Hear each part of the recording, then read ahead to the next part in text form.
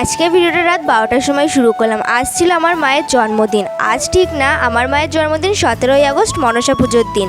কিন্তু মনসা পুজোর দিন জন্মদিন বলে আমার মায়ের জন্মদিন কোনো দিনই সেলিব্রেট করা হয় না, কারণ ওই দিন মা সারাদিন পুজোর কাজে ব্যস্ত থাকে, উপোস থাকে, তাই কোনো কিছু মার জন্য স্পেশাল কিছু করাই হয় না।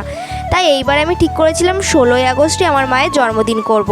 তো তার জন্যই দেখো রাত 12টার সময় কেক টেক নিয়ে চলে এসেছি। আর আমার মা তো ঘুমিয়েই পড়েছিল, ঘুম চোখে উঠে উঠে কেক কাটলো। আর আমার মা সত্যি খুবই সারপ্রাইজ হয়ে গেছিলো, কারণ মায়ের জন্মদিন তো কোনো বছর এইভাবে করা হয় না, যেহেতু মনসা পুজোর দিন আগেই বললাম। তো একদিন আগে যে এইভাবে সেলিব্রেট করবো আমার মা বুঝতেই পারেনি।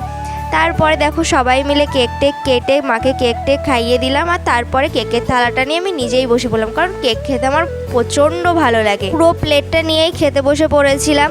আর আজকের মতন ভিডিওটা এইটুকুই। আমার মায়ের বার্থডে সেকেন্ড পার্ট নিয়ে খুব তাড়াতাড়ি তোমাদের সাথে দেখা হচ্ছে। তো আজকের মতন এই অবধি, টাটা, বাই বাই।